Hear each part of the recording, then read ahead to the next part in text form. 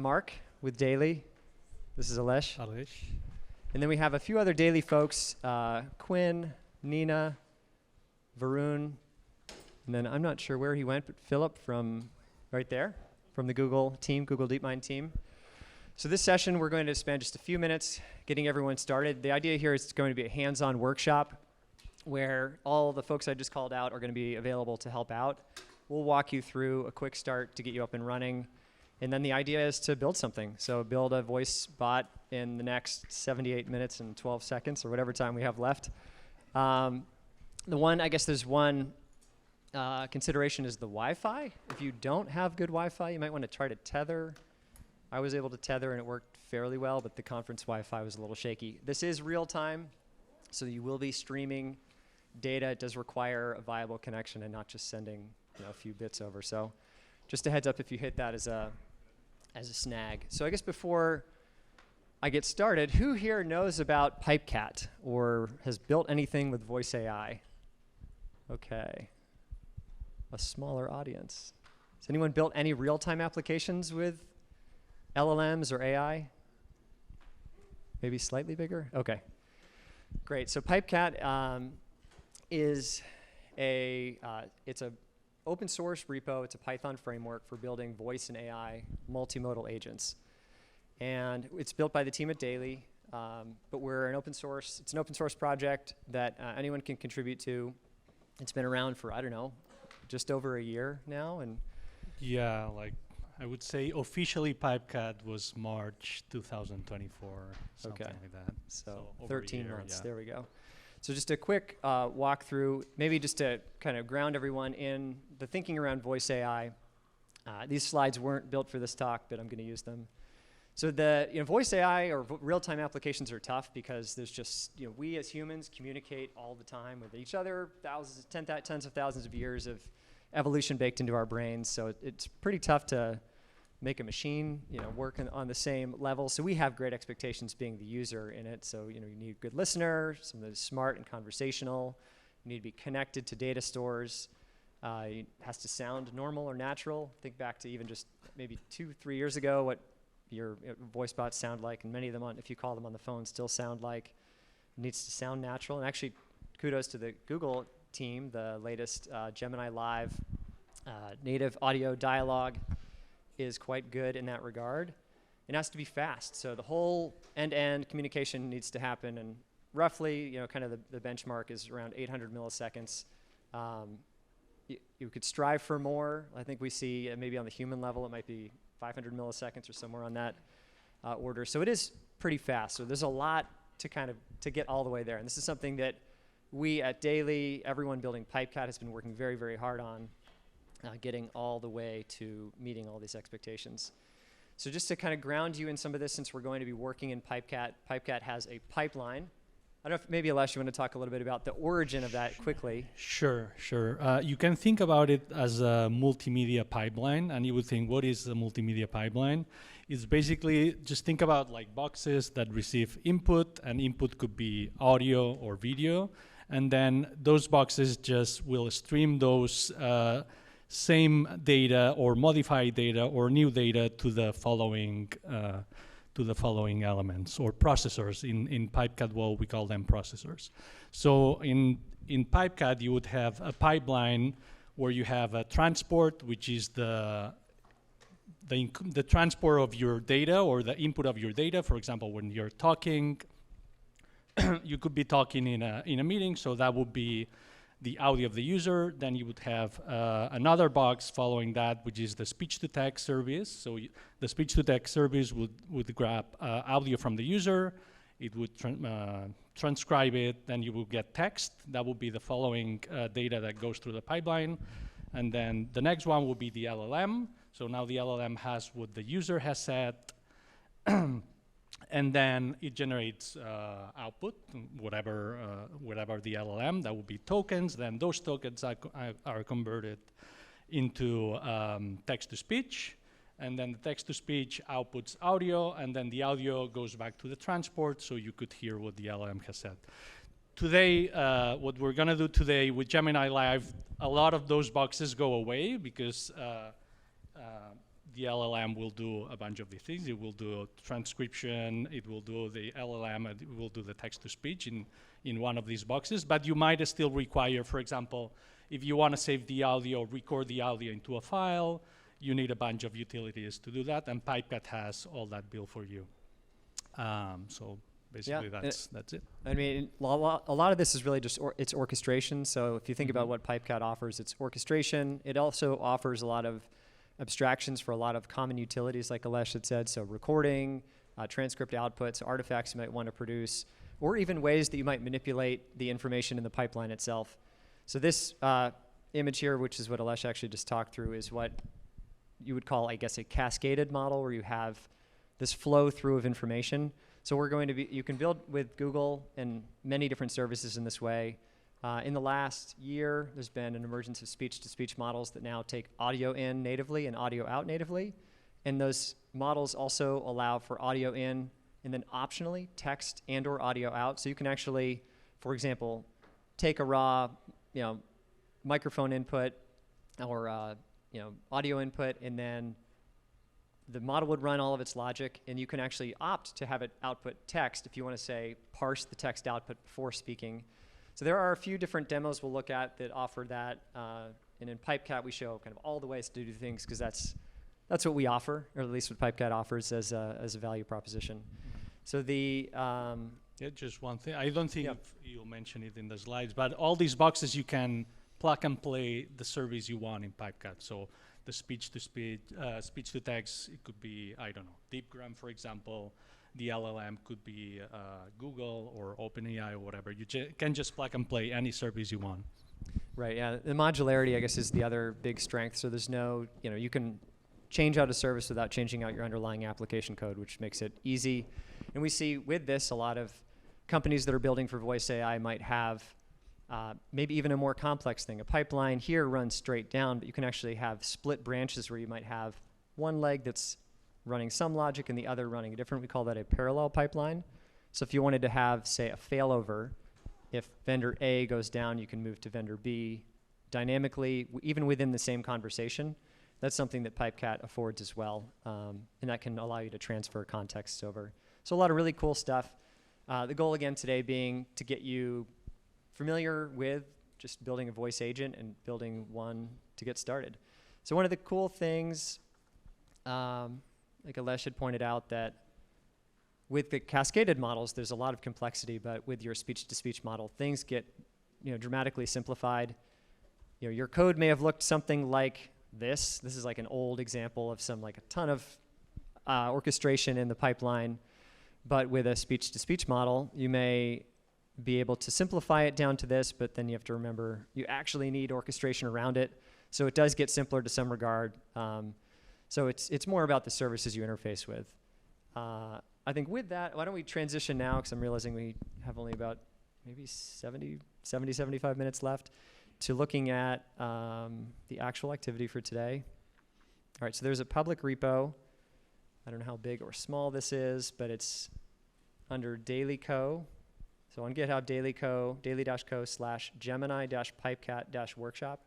I'll give everyone a chance to make sure your internet's working. And can everyone see the repo? Yeah, it's really tiny. Yeah, okay.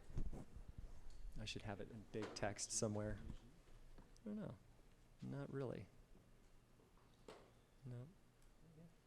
Here we go.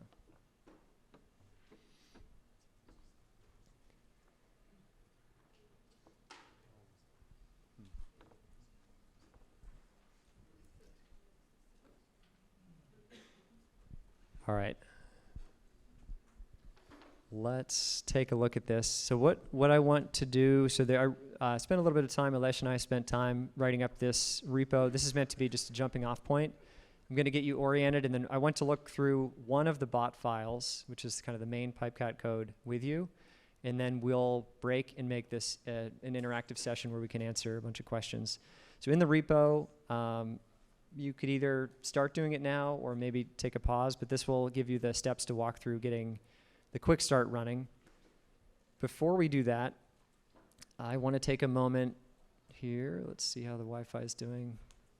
It's not a good sign. It's down? Well, hey, you know, it is tough to do Wi-Fi for this many people. Yeah. Very, very Instead tough. of real time, it's going to be real slow. Real slow, yeah, real slow voice communication. All right.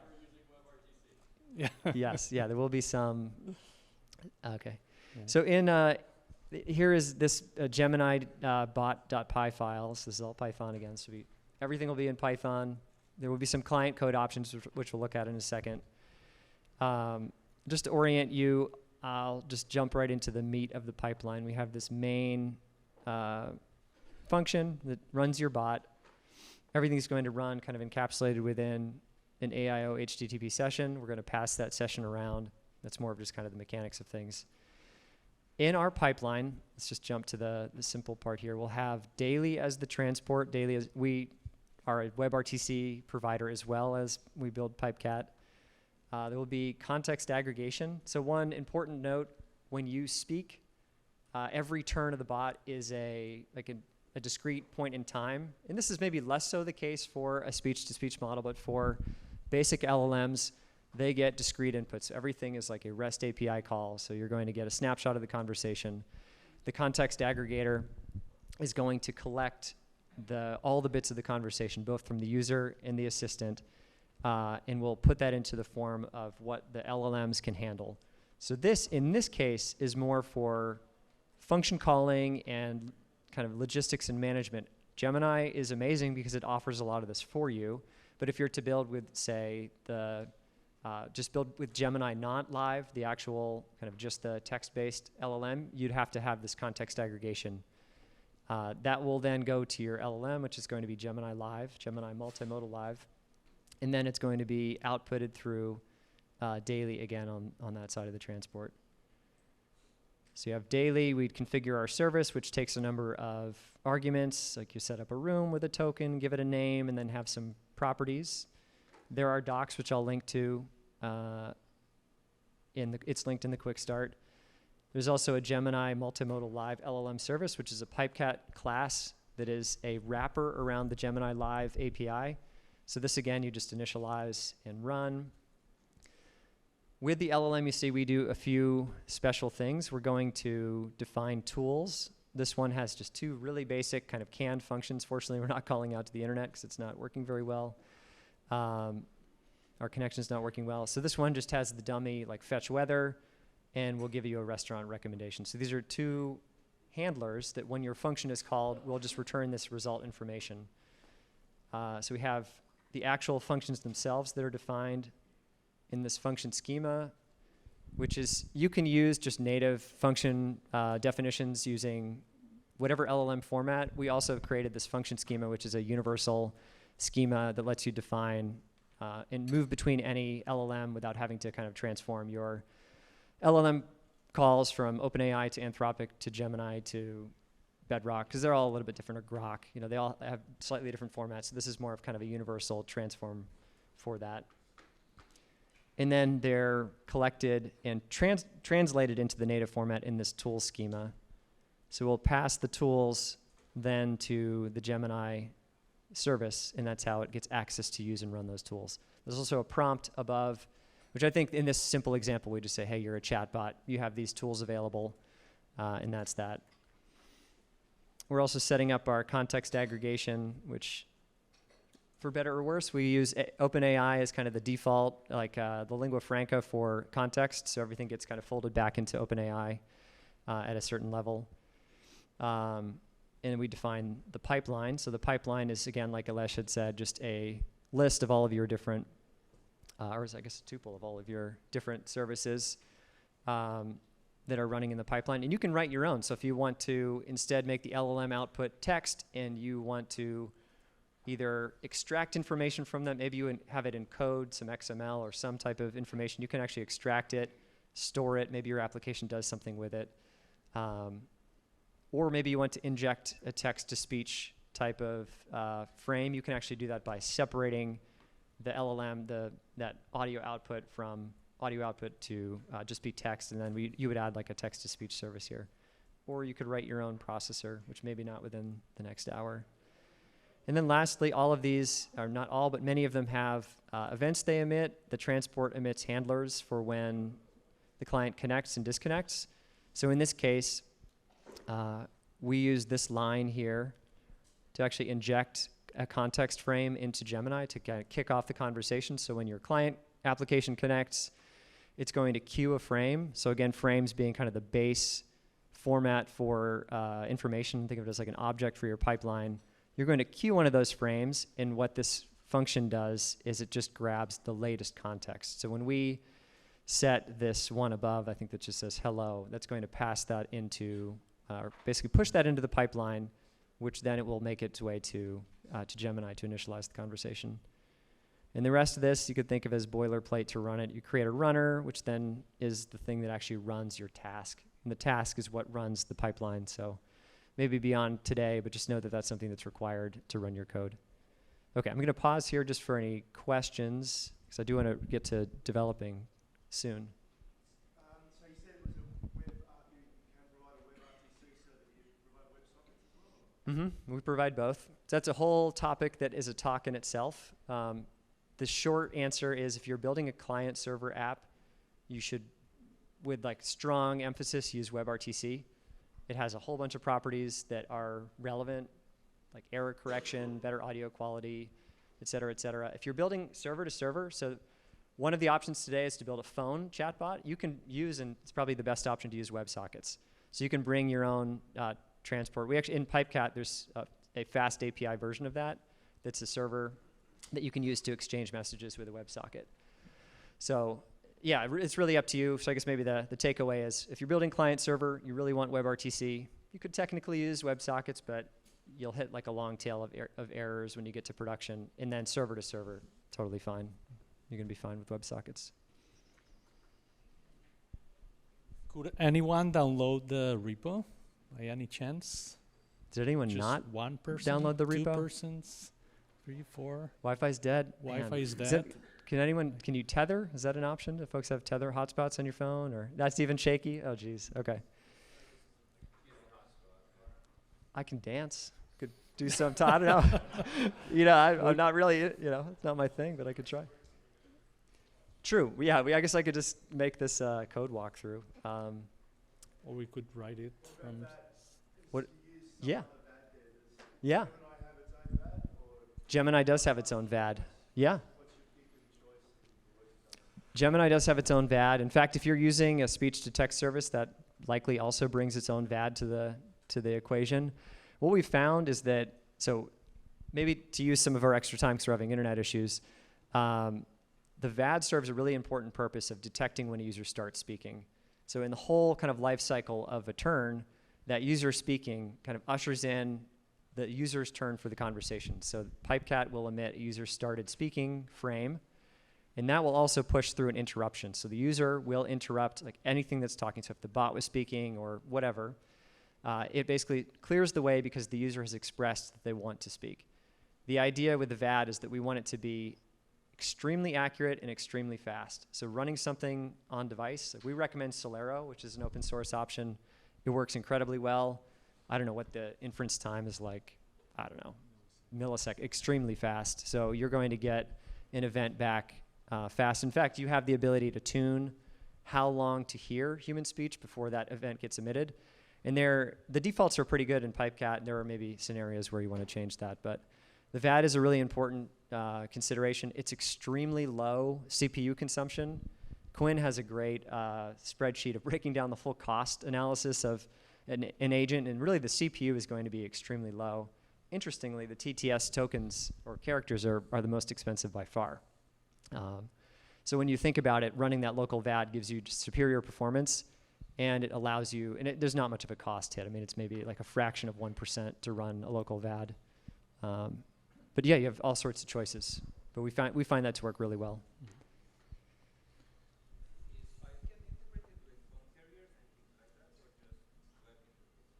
It's integrated with phone carriers too. So there are a ton. I found out. I didn't work much with phone. Varun's been our phone expert, though. I don't. Varun is like a figure in the WebRTC community. He's like an author of many things, but he's also a phone expert, which I don't know if that crosses over too much. Maybe that happened before. Phones are super complicated, how you actually make calls. Pipecat supports all of them. So maybe a very quick list, you can make a WebSocket connection with a phone provider like a Twilio or Telnix or Plivo or Exotel and exchange media streams. So that's a way to have just a native WebSocket connection from Pipecat to Twilio. You'd call Twilio, it's going to emit the WebSocket, and there'll be a handshake to get connected. You can also use PSTN, which is a public switch telephone network, which lets you dial in, and that's going to be kind of a different mechanism. There's also SIP, which is its own separate thing again, and all of the telephony providers would also support this as well. With SIP, you would call something, say like Twilio, and you would call into, like, say, a server like, or a SIP provider like Daily, which offers SIP provided rooms, and you then have the ability to kind of bring the two together via that SIP connection. The nice thing about SIP is that you have the ability to have like superior call control. It is slightly more complicated, whereas that WebSocket connection is instantaneous. Your bot needs to be up and running. So there's a whole, we're not going to talk about it today, but like cold starts for agents, they need to start immediately. So if you don't have resources provisioned, you don't want your users waiting like 20 seconds while the bot comes online. So a long-ish, medium-ish answer for a very complicated question. Maybe you didn't know that. Yeah.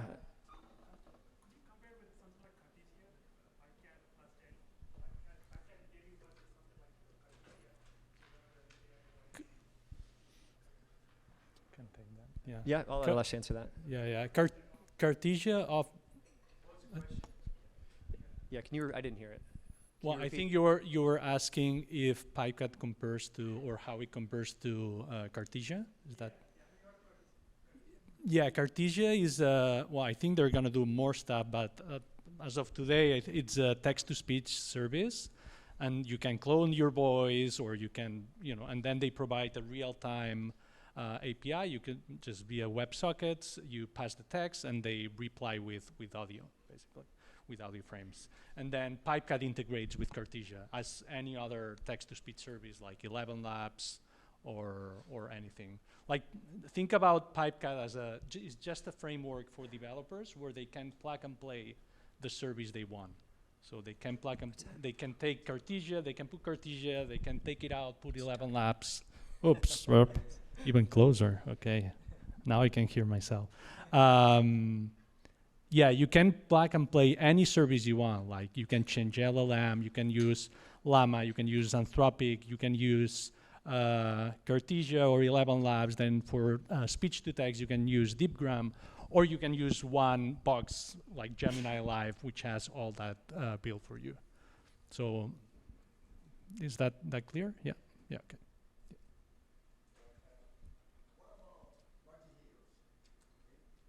About what, sir?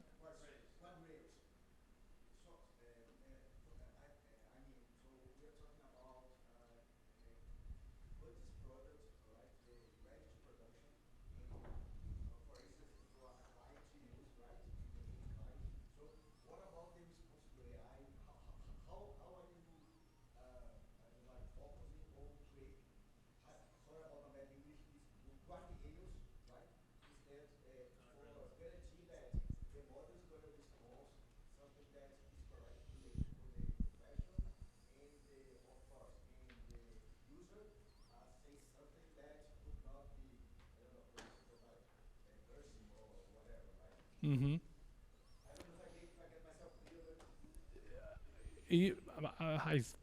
I'm not sure if I understood. Are you talking like how to ensure that the LLM says what the right thing or not the right thing?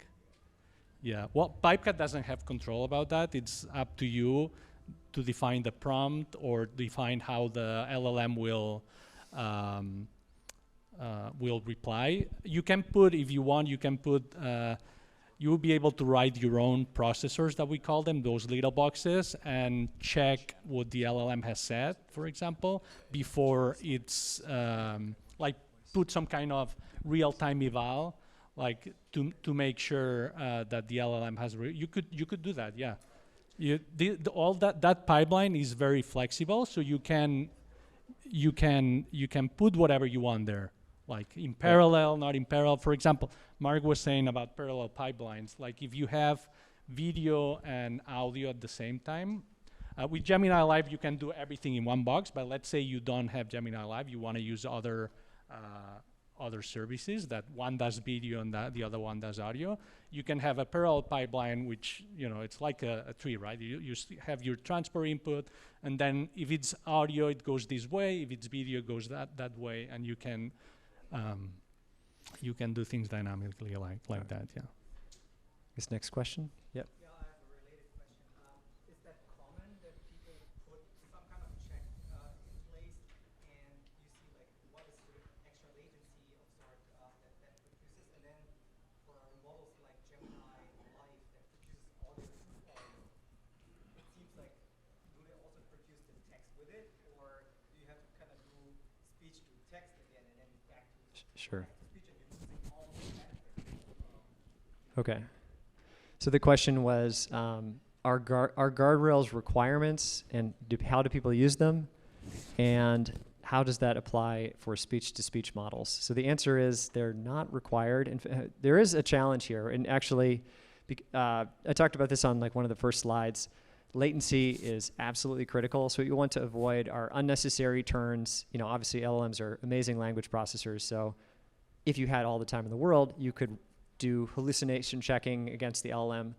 There are other strategies to handle this. One of the big things is that we see, because of the aggregate nature of the context, it grows over the course of the conversation. You can find better accuracy with the responses if you have more control over how you prompt the LLM. So this is a whole topic and talk in itself. What we found is there are two ways to handle this. Well, at least two.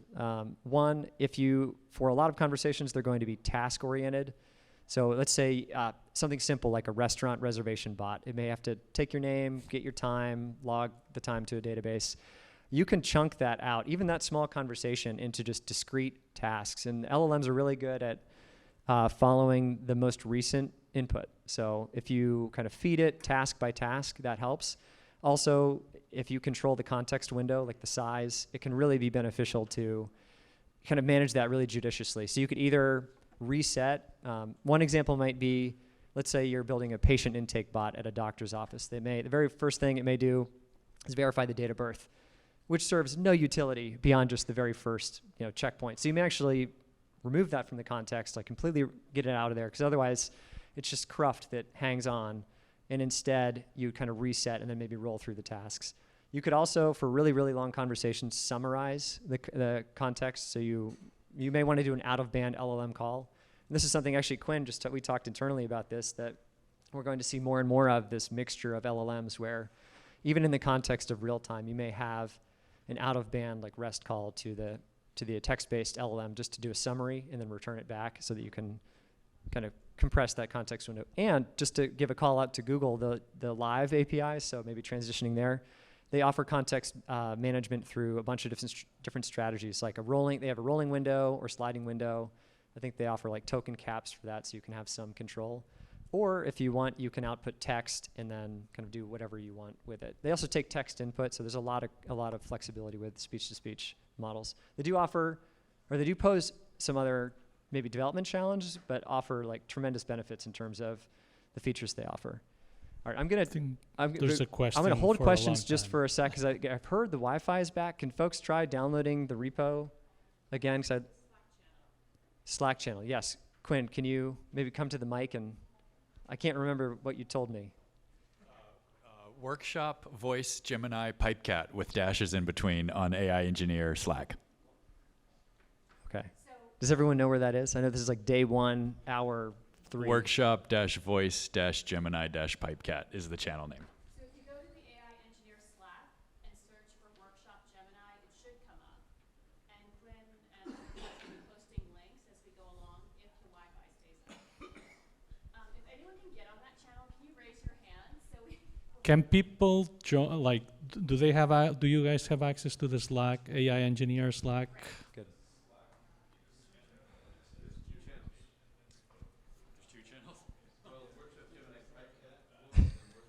Oh yeah, there's like, yeah. So we'll tell you what that happened when the Wi-Fi was down and we were trying to create it. Yeah. All right, maybe On I'll your take a badge, question there over here. should be the join a Slack group. All right, I'd say I'll take that one, then I'll come over. If I could, let's just try, maybe you could listen and also try to get the repo. I'd like to walk through the quick start, and then we can look at some examples.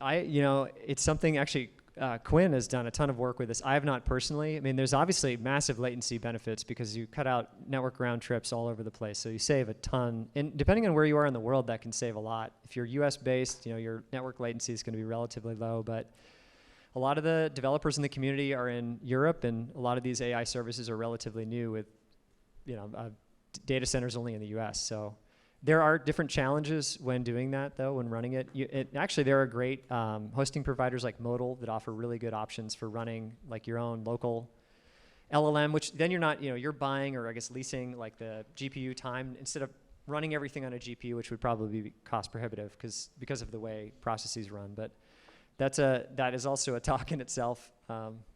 Next question. Sure.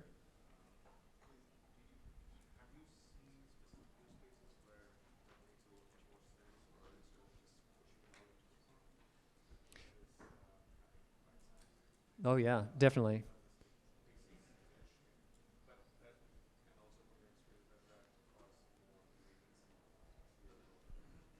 Well, the large context windows definitely cause LLMs to process slower. Yeah, I'm sorry. The question was around state management with LLMs and whether it's better to, I guess, chunk or have more kind of deterministic input versus just a large context where you just dump everything in. This is actually an extension of what the other gentleman was asking. The idea being that, and actually, so daily we built the chat widget that's on the homepage of the Voice AI World's Fair page. I personally built that. What was interesting there is that, and Nilesh and I were just talking about this, function calls in the context of real-time are still slow, unfortunately, like too slow. Actually, Gemini, I'll give more props to Gemini being like maybe one of the fastest. If you run like a basic local, like one of these demos and you ask it what the weather is, it will return back with time to first byte in, I don't know, less than 500 milliseconds. Whereas other vendors, not trying to throw OpenAI under the bus, but it has gotten slower. Like you might see upwards of 1.5 to 2 seconds of waiting just to get that first token back. And we dug into, actually, this is just something recently this morning. The issue is when you get the normal streamed response for the conversation, you can start playing that audio out once you get the first sentence. The issue being when you get a tool, you need the entire JSON response before you can actually do anything with it. So that's slow. That's one part of it. Separately, chunking the prompts is absolutely the way to go. In building that World's Fair bot, I was kind of balancing between the two worlds because you can talk to it and ask it about speakers for the session. Route 1 would have said, let's use like a MAG approach and put all of the speaker JSON in something that could be a tool that could be accessed. And I tried that, and unfortunately, it's just a little too slow. It's a giant context. It takes a while to come back. What's interesting is if you instead move that all just directly into the context with Gemini Live, it's a little bit variable, but under good conditions, you'll get a response back on that like 800 millisecond latency. So it actually has access to like the full context. The one trade-off, though, is what this gentleman over here was asking is accuracy. It's going to get confused, 'cause especially when you get a JSON with a lot of speaker, and this is all LLMs, it's not specifically Gemini. With that type of even structured data, it becomes very hard to kind of discern what's what when a lot of it looks the same. So it's all, I mean, a lot of this is emerging like other things in AI, trying to just do it as fast as possible with voice. Before I take one more question, I want to check in on, have folks have any luck with the repo? Got a thumbs up? All right, I'm going to pause on questions for the time being. We can take them at the tail end. I do want to try to go through the quick start, if we could. That would be great. And again, so now we consolidated channels. There's one channel in the Slack. It's workshop-voice-Gemini-Pipecat. Quinn is in there, answer questions. Room will join, and we're going to share links there. So Mark, that's great. Okay, great. So I would recommend, maybe we'll just take like a few minutes of independent getting set up. If you all go to the README in the Gemini Pipecat workshop, and if you roll through the first few steps, maybe get a hand up. You could just flash it up real quick so I could see when people start to get through it. You don't have to hold it up. If you don't mind, if you brought a device. Okay, we've got 1, 2. So for this workshop, I have leaked my key, a key from one of my accounts, which I'll cycle after this, so you don't need to sign up for a daily account. You do need to sign up for a Gemini account. I don't have a key I can just give out. So in the environment.example, you'll see there's already a daily key, which you can use. Do people know how to sign up for a Gemini? I have it in the README. You have it in the It's through AI Studio. Is that a good spot to do it? Okay. So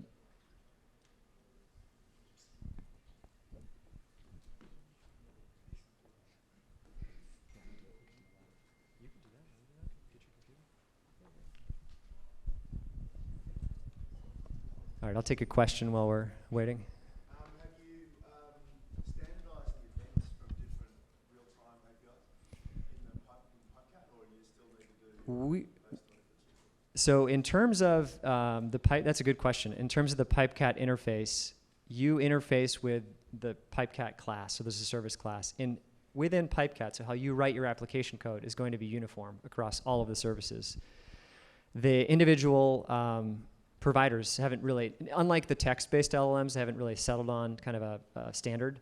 So Pipecat handles all that translation on your behalf. And I think there are other frameworks that do similar things. The idea is to provide like a uniform, simple interface so that you could take, and this is part of the modularity, if you wanted to, you could swap this bot out for OpenAI Realtime, or a text-based model with a TTS and STT paired with it. That's kind of the whole idea. There is maybe a little bit in terms of the one thing LLM providers, maybe, I don't know if anybody here can nudge anyone you know, the system instruction or system prompt is not uniformly dealt with. I don't know if that's well understood, but OpenAI has this like user that is system that you can inject anywhere at any time, which is really fantastic. But Anthropic and Google require like a named system instruction that's a special one-time, like at constructor time instruction. So there's some differences. As much as best we can, we unify. All right, how are folks doing on getting Quick Start going? I see a hand up. Is that a question or? Okay, I'll take, maybe it's related to the Quick Start.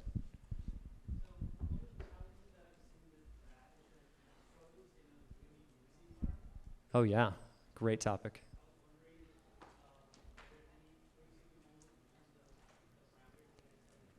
Yeah, so there's a question about noisy environments, which is like voice AI's kryptonite.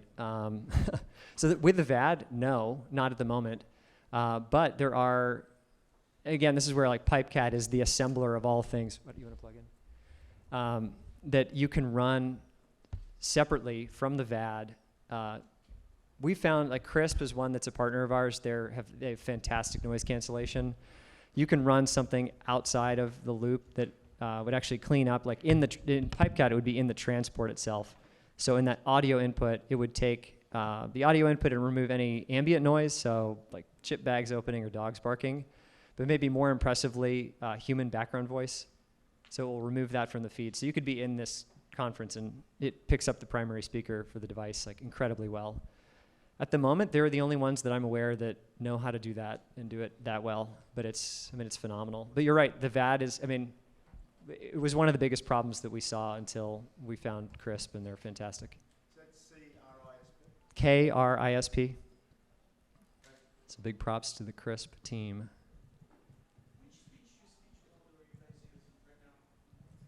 Well, we use all of them. Pipecat's open source, so I think options are Gemini, Multimodal Live, OpenAI Realtime, and then AWS just launched a new one called Novasonic. So we have those three within Pipecat.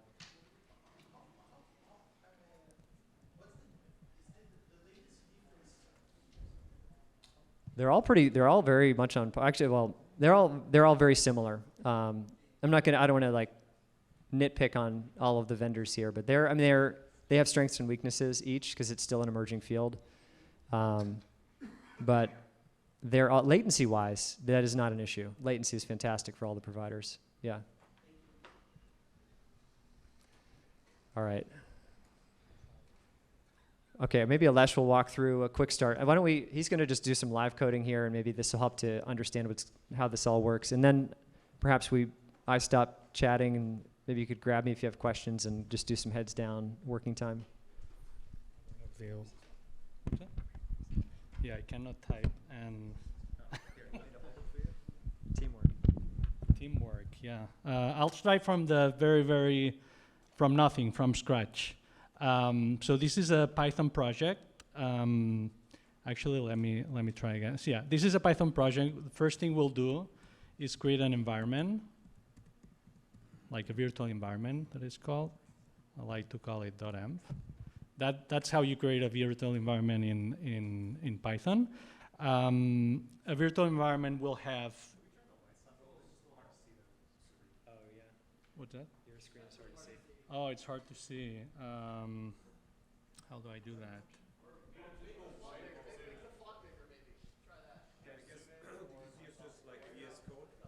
Better? Now you're talking.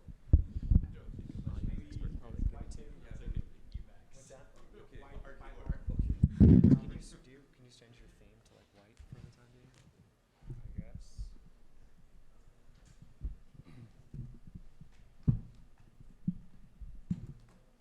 I only have one theme.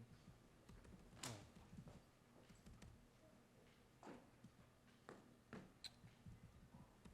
Maybe.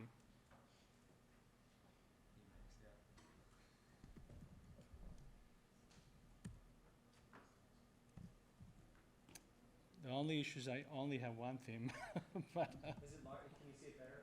Yeah. better? Nice. Okay, yay. Okay, so we'll start with, yes, it's Emacs. You can judge me. I'm not gonna change. I have a few years only coding, so that's what it is.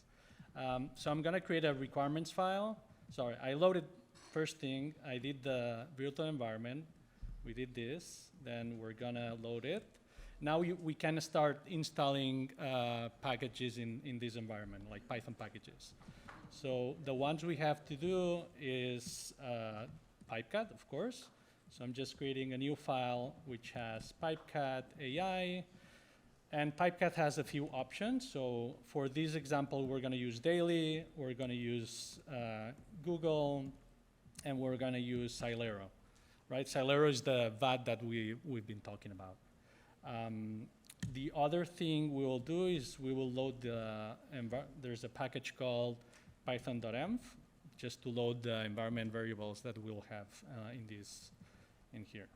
Okay, that's it. One file. Now I'm gonna create an environment variable. I'm gonna just copy it from the kickstart. It's just a .env, and we can take a look at it. These are the API keys. We'll get rid of them after this workshop. So, but yeah, these are you just need two keys: Google API key, and just go to AI Studio and create your own one, and a daily API key. This one you can copy. It's a bit long, but I don't know. It doesn't. It's in the project. Yeah, it's in the project. Yeah, yeah. If you are able to go to the repo on GitHub, you can just copy it from there. All right. Next, we're gonna create a Python file. Let's call it bot.py. Again, empty file. First thing we'll do is typical. I think it's called name equals main. No help from an LLM, and then we do async.io.run. A little bit of help. Async.io.run, and we're gonna run a main function. And then let's write the main function. All right. So now we start. So the first thing we said is we're gonna need a transport. The transport input is like we're gonna the daily transport. We're going to say that's. I'm going to speak to the bot through the daily transport. That's what I'm going to create. And then we want it's a transport for incoming audio from me talking, and then a transport for outputting what the LLM will say. So I'm just going to create a transport, and this is a daily transport, and it has a few arguments. It has a room URL. I'm just going to create mine for now. This is again a public room that I will have to delete. I don't need a token and params. Okay. And then the daily params is like, what do we want this transport to do? So we're going to say that we want input enable, which means get audio from the transport. And we also want to to send audio to the transport. Okay. All right, what else? It's complaining for something. Oh yeah, and we also need VAT analyzer, which is gonna be Silero VAT analyzer. So the transport is gonna be able to use this VAT analyzer to detect if the user has spoken or not. What's that? Oh yeah, and this is gonna be AI engineer. There we go. Okay, now we have the transport. Now we're gonna create the LLM. In this case, it's Google Gemini Live, so I don't need to create a speech-to-text or text-to-speech. We just create the Gemini Live. And for that, I'll need to copy it because I don't know that from memory. But, oops. That's in this file, Gemini bot. I just want to copy these lines here. There we go. All right. So this is my LLM. And again, it uses this Gemini multimodal live LLM service. Gemini multimodal live LLM service. That's going to add my import. OK. And now it needs a couple of things: a system instruction, which is like what the agent is gonna do, and some tools. The tools, I'm gonna skip them for now. So let's do the system instruction. Again, I'm gonna copy it from somewhere. There it is. This is like the prompt, like the main prompt of the, well, yeah. All right, so the system instruction is you're a helpful assistant who can answer questions and use tools. For now, we're not going to use any tools. You know what? Let me get rid of the tools. Just copy here for later. I'm going to comment this out. And you are just the helpful assistant. Okay, so that's, all right. So no complaints here. All right. And now we just create the a pipeline. I'm going to avoid storing the context because I don't think we need it for now. And this is the pipeline. The pipeline just receives a list of processors or elements. And the first one is the transport.input. That's the input transport, so how we get audio from the daily room in this case, the LLM, and the transport.output. All right, now we need some, this is just defines a pipeline also is another processor, so you could build a pipeline of pipelines of pipelines of pipelines. So you can build, or you can plug and play as the way you liked it. So how do you run a pipeline? You need a task, what we call a pipeline task, that receives a pipeline. And the pipeline task also has some params, which are called pipeline params. And we're going to say, oops, that we allow interruptions. And I think that's enough. And how do we run a task? You can create more than one pipeline task if you wanted. In this case, we just have one. Usually, you just have one. You're going to create a runner, and guess what? It's called pipeline runner. pipeline runner, and then we just do await, runner, run, task. And some completions, please, pipeline, runner. All right. And I think that's it. We'll try it. Oh, OS, import OS, I think. I think there's no more warnings. Oh, and I need to load the environment variables, which is this line here, load.env. I'm just copying it from another file. Okay. And where do we get load.m? This is just a function that that imports the environment variable. All right, and yeah, let's try. Just gonna open the just gonna open the terminal here, and I'm just gonna run it. I think we call it bot.py. No model. Oh, maybe I need to install the requirements. I forgot this step.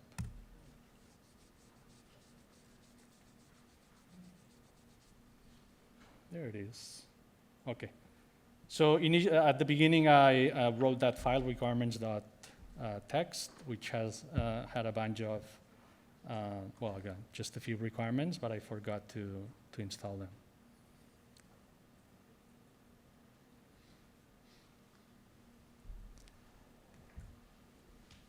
In the meantime, I'm just going to go to the daily room that I just pointed the bot to.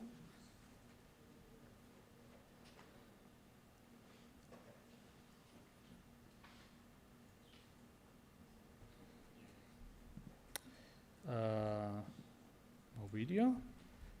Okay. So that's right now it's just me in that room. So and now we just have to wait for this to finish, and hopefully the bot will join the room and we'll be able to talk to it. Hopefully.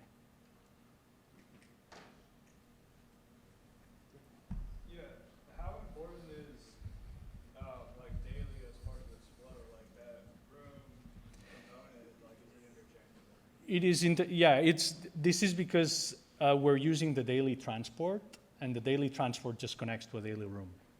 So, but you could have a WebSocket transport and then use Twilio with a phone number and Twilio being connected to that. If we have time, we can even try that. So I think. You wanna talk? Sure. Well, Yeah. Yeah, I'll wait.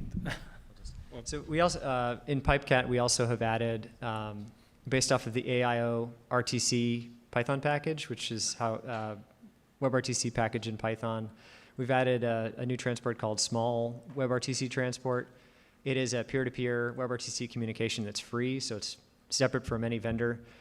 Though the one downside is that it requires turn server, which you bring your own, so we didn't. We weren't prepared for that for the conference, and also just the conference Wi-Fi makes that a little challenging. But normally, if you're running any of the we call them foundational examples in Pipecat, think of them as the essential examples that show how to do very specific functions. There's probably about 100 of them in Pipecat, but one by one, it shows you how to record or add an STT or push frames or show images or sync images and sound. Those all use the peer-to-peer WebRTC transport. So we would have loved to have used that. You wouldn't need a key, but unfortunately, firewall rules have trumped. All right. So I'm just running the bot and see how it fails, because it has to fail the first time.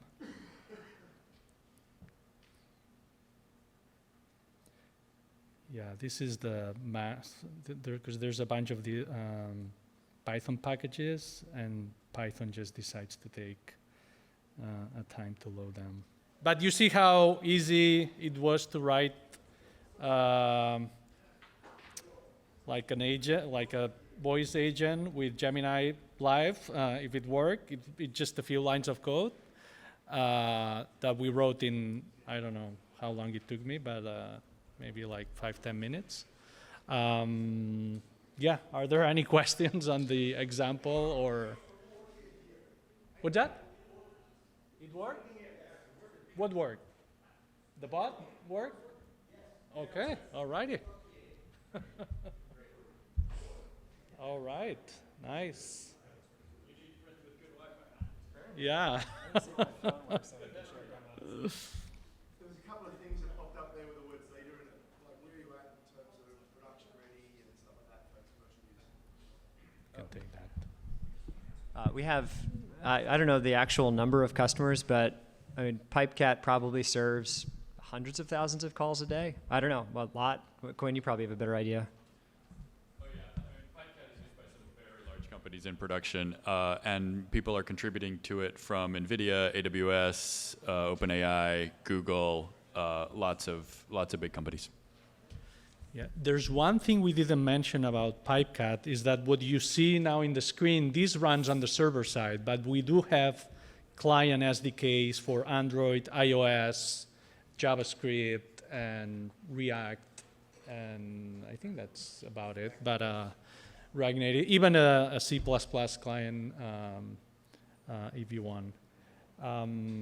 So yeah, so that's the server side, but you can plug your client and connect to the agent on your phone. They're all WebRTC connections, or are they That would be it. That depends on the transport you use, but yeah, you could have your client connect to a daily, or we support LiveKit as well, but to a daily room. We like daily because we work at daily. But you can connect to a daily room, and then the bot would connect, or the agent would connect to the daily room as well, and then that's the transport, the WebRTC transport. Yeah. I think there were questions there. I can see.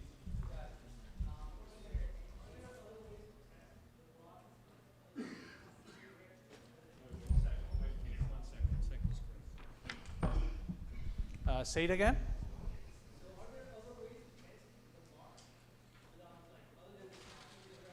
Yes, there is. Actually, for the previous version, I just hacked together a thing that I call release evals, which is a bot talking to a bot. And what it does is I put this bot up, and then it joins a daily room. And then I have an eval bot. And the eval bot, what it's going to do, it has a prompt, which is ask a simple addition. Okay, and then that eval bot is going to connect to the room, is going to add, what is 2 plus 2? And then the other bot is going to reply, 2 plus 2 is 4. And the eval bot, the LLM, it checks if the answer of the user is correct. And the user in this case is another LLM. So it verifies, it's like an end-to-end. The good thing is we used to run like more than 100 examples every release just to make sure they work. So I just got tired of it because it's very painful and very slow. So we have these eval or release evals that are gonna test each service. Like we test Gemini Live, we test Cartesia, DeepGram, like all the services like end-to-end, and then the bots basically talk to each other with voice. That's the nice thing. So, yeah. Okay, maybe. Oh, is this on? Maybe real quick, just to show for those that didn't see it. It is. Hey, can you tell me a joke? Why don't scientists trust atoms? Because they make up everything. Which, if you build Pipecat, I've heard that joke probably, I mean, not like 5,000 times. Like you can even try to seed it with something different, but it's still. I will try to come up with a new joke. Why do you always say the same joke? That's an interesting question. Why do you think people keep telling the same jokes? I don't know. You tell me. From my search, there appear to be several reasons why people repeat jokes. Enjoyment and reinforcement. People repeat things they find funny because they want to re-experience the good feeling associated with laughter. It feels good, and repeating it is a way to try and recreate that sensation. Memory aid. Okay, that's enough. Repeating something can help you remember. Is there anything else I can help you with today? No, thank you. That was it. Thanks. Thank you so much. Well, just to show there was a question about interruptions, we could just have it, like my favorite is to ask it to tell you like a really long story and then interrupt it. So can you tell me a really long story? Okay, I can do that. Here's a story, and feel free to interrupt whenever you like. Once upon a time. Okay, actually tell me that new joke. Following the clues, she discovered. Hey, tell me that new joke. You'd like to. Why don't scientists trust atoms? Because they make up everything. Okay, here's one. That was the same joke. All right. All right. That was it. Well, I find like a lot of conversational agents, like they chunks based on when you pause talking, right? Like that's the term. Oh. Is there any, like does RTC, like is there a way to have it do something as you're talking? So I think the questions asked during this workshop could map out like years of work. So this is like another one of those fantastic cutting edge things. So again, back to like human evolution, we all know, and when we talk, actually it's even hard for humans to talk, to not speak over each other. So the way that it works mechanically is when the user stops speaking, the VAD has a timeout. You tell it and program it, wait, let's say 1 second, 0.8 seconds, half second, whatever feels natural.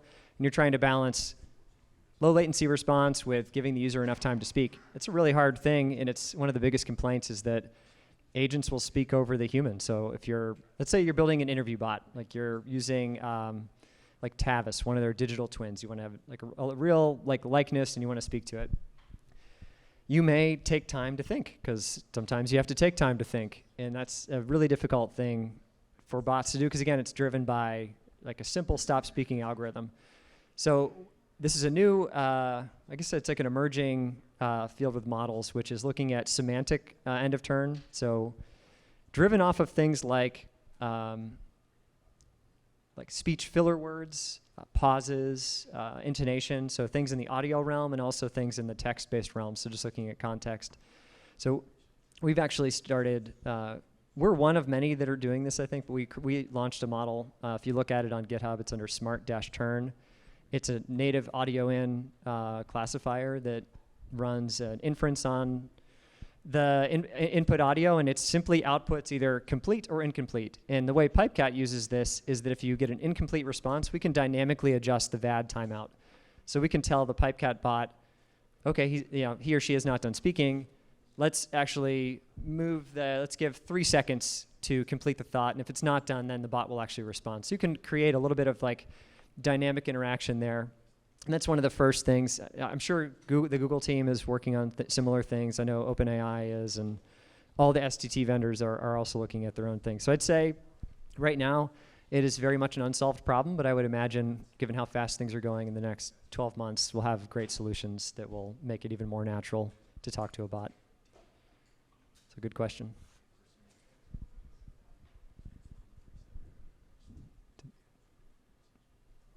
Any more questions? Yeah, any questions? Well, actually, I'm kind of wondering, like, is there a way to see the transcription of the text as it's happening, or is it Oh always yeah, yeah. This is actually back to the this is specific to Pipecat, but also like Gemini Live will output audio and text, and other speech-to-speech LLMs do this. Pipecat offers, in terms of its orchestration role, when you get actually it's going to be specific to TTS provider. There are great TTS providers that do word and timestamp synchronization, so they'll give pairs. They call them like alignment pairs. So if you're using a Cartesia or an 11 Labs or Rhyme, they all output these pairs. One of the really cool things with Pipecat is that the TTS services output not only the audio stream, but also the text stream. So they'll output text frames, TTS text frames, we call them in Pipecat. And if you place, we have, in terms of how the client software works, there is like an observer role where you can actually watch. There's a process that can watch things that happen in the pipeline and emit events. So we've instrumented that for the clients so that whenever you see those text frames move through the transport, you can get synchronized word and audio output. So in your client, if you wanted to have word by word output synchronized to the audio, you can do that with Pipecat. And it's as simple as just adding an event. I think you listen to like bot TTS text output or on bot TTS text, and it will give you the synchronized output. If I wanted to build a fully offline voice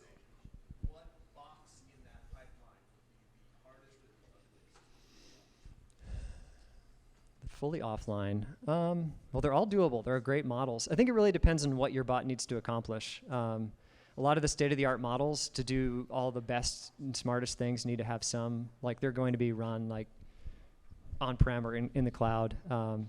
But if you have, a lot of bots do jobs, like if you wanted to build like a restaurant reservation one, like I referenced earlier, it's a very simple job. You could probably run it with some version of Llama running locally. There are great local, and something, again, Quinn has been experimenting with a lot of great local models, like Whisper has challenges, you know, it has a lot, it has some challenges as an open source model for STT, but there are good and emerging TTS services. So, you know, things are only as good as the input, and we've actually seen this with some of the speech-to-speech models that sometimes they mistranscribe. So you really need, I mean, it's, you know, every part is critical, but if you can't transcribe the speech really well, nothing really matters. Like, it has to understand you. And having like disfluencies or like hallucinated responses, or even just inaccurate responses kind of breaks everything down. So things mostly start at the STT. So maybe that's the hardest. I don't know if there are a lot of good open source options for that right now. I don't know. We're not doing anything in the STT world. No. That's a whole different ballgame. Good question, though. Just made me realize we could have used local models and avoid this. We could have, yeah. Mess. Well, we're partnering with the Google team. Yeah. Yeah, exactly. Yeah. Has anyone looked at any of the sample projects and had questions? There's a lot of interesting things there. If any of this is like interested you, we do have a Discord. You're welcome to get on it. You can find us at pipecat.ai and find our Discord there. You can ask questions. There's some really cool stuff with Gemini that can be done. There, in particular, in the Pipecat repo, we built, I don't know if you know the game Catchphrase, where you describe a word and something, you know, guesses it. We built a version of that. We had to brand it something else called Word Wrangler. And you, as the human, you describe a word, and then you have the AI agent try to answer it. So we built a client-server version of that, which I linked to in the repo. And then we have one that's a phone-based one that's, I think, particularly sophisticated and interesting. So you might think, like, how the hell would I build this with speech-to-speech model? But we actually use 2 Gemini agents in the same call, and we use a parallel pipeline where one agent is the host, giving out the questions to the human user. The other is the guesser. And we have, you know, kind of limit the audio flow so that the guesser, the AI player, can only hear the user. So there's a bunch of really interesting things getting into majorly into the weeds of some of the powers of Pipecat. But it also speaks to the strength of having just native audio input being really, really helpful. So I'd recommend checking those out. Really cool, easy demos to run. One's Twilio. The other is, again, a client server. I think it's like a React Next.js project. What's that? Word Wrangler? Yeah, I mean, we could run the Word Wrangler client app. It's actually just on the web. Test. Welcome to Word Wrangler. I'll try to guess the words you describe. Remember, don't say any part of the word itself. Ready? Let's go. I'm going to skip to something easier. Okay, this is something you take pictures with. It's on your phone. Is it camera? All right, this is a field related to the study of languages, I think. Is it linguistics? All right, this is a game with a yellow ball you play with rackets. Hit the ball over the net. Is it tennis? All right, this is a round dessert with chocolate chips sometimes and other fun goodies. Is it cookie? It's really good even when I'm bad at giving answers. So pretty cool. This is built with Gemini Live. But again, just an example of things you can build with voice AI. So cool, unique interactions. All right. I think that's about it. Thanks, everybody.